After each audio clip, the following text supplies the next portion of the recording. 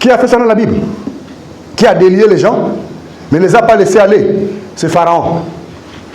Pharaon, qu'est-ce qu'il a fait? Il a dit, bon, ok, les enfants d'Israël, je vous laisse partir. Sortez, partez. Vous êtes libres. Quelques minutes après, quand il rentre dans la maison, il dit, comment ça? Mais qui va encore me faire les briques aujourd'hui? Mais c'est eux qui me bâtissent la cité. Allez, récupérez-les. Donc, ils étaient libres un moment. Quand ils marchent quelques kilomètres, l'armée de Pharaon vient encore les embrigader. Vous ne partez nulle part. Pharaon dit que vous êtes ses sujets. Qui va lui bâtir les briques si vous partez? Et quand quelqu'un devient esclave de quelqu'un, c'est difficile que le maître puisse le libérer. C'est pourquoi 420 ans d'esclavage, Pharaon a dit, je ne le laisse pas. Combien d'années tu roules avec le même problème? Combien d'années tu fonctionnes avec la même situation de pauvreté? Même 1 kilo de riz parfumé, c'était un problème pour l'avoir. Même une savonnette qui s'est parfumée aujourd'hui. Qui a pris même un parfum ce matin? Qui a eu l'argent de taxi? Même 1000 francs, c'était un problème pour l'avoir. Mais la situation financière a été verrouillée. Mais qui a verrouillé ton argent? Qui a verrouillé ton argent? Vous comprenez? La situation est devenue chaotique. Tous les jours, on porte les mêmes habits. On mange la même nourriture. Tu arrives dans une famille, vous avez mangé quoi?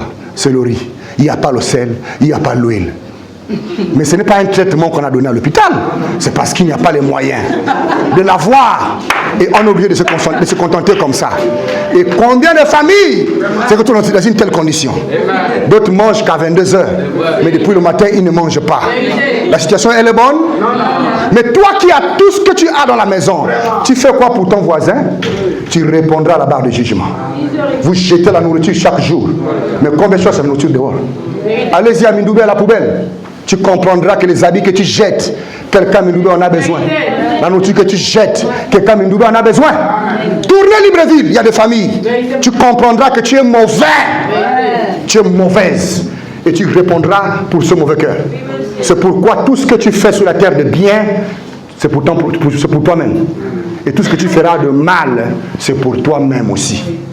Vis bien, conduis-toi bien, et Dieu agira en bien envers toi. Amen. Mais conduis-toi mal, comporte-toi mal, tu récolteras le fruit de ton comportement. C'est pourquoi vous venez à l'église pour changer, pas pour rentrer le même, vous sortez le même. Moi, c'est parce que j'avais décidé. Aujourd'hui, je vous prêche, non? C'était à cause d'une décision. Je n'ai pas voulu faire ce que mes amis à moi ont fait. Mais aujourd'hui, ils s'inclinent. Vous comprenez? Parce que j'avais pris une décision. Aujourd'hui, les parents, ils savent que ce qu'il a dit, vous faites ce qu'il a dit. Vous comprenez un peu? Mais ça peut t'arriver toi aussi, non? Dans la vie, il faut des décisions. Et des décisions radicales. Quand tu dis à quelqu'un, je ne viens pas, que ton oui soit oui et que ton non soit non. Quand tu dis que j'aime Jésus, je veux le servir, désormais je prends comme lieu de prière, tabernacle, encore une fois Seigneur, c'est ta décision, les démons s'inclinent devant toi. Et tu avanceras, Dieu te bénira. Vous comprenez un peu? Donc, qu'est-ce que je veux vous dire? Je termine par là. Ce n'est qu'un petit verset, alors que j'ai beaucoup de choses à vous dire là-dedans. La vie a été liée et le caractère est devenu tellement nauséabond qu'on dort mal. On te tape dans les rêves, on te tape dans les songes. Tu ne dors pas bien. Il n'y a pas de paix, même dans ton propre sommeil. Mais ça, c'est quelle vie? On ne peut pas être chrétien et on vit mal, on dort mal. Tu es combattu dans les rêves, tu es combattu dans les songes, mais tu n'as jamais de victoire.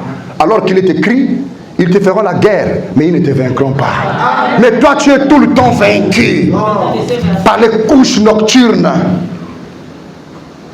Ok? Les couches nocturnes. Mais pourquoi ça te souille alors que tu n'es pas encore marié? Pourquoi ils viennent te détruire pendant que tu n'es pas encore marié? Ils te feront la guerre, mais ils ne te vaincront pas. Vous comprenez la parole de Dieu? Je vais vous lire le verset. Restez tranquille, maman. Vous comprenez ce que nous vous donnons? Alors nous voulons la paix en tant que fils et filles de Dieu, dans la maison de Dieu. Pour que la vie soit en paix et que l'on puisse dire dehors, je suis fils de Dieu, je suis fille de Dieu. Sinon, pourquoi on peut dire nous sommes fils et filles de Dieu si Dieu est incapable de nous garder la nuit, si Dieu est incapable de nous donner la santé, si Dieu est incapable de nous délivrer? Or, il a délivré les enfants d'Israël. Après 420 ans d'esclavage, il est descendu et il les a délivrés. Pharaon est venu pour le poursuivre.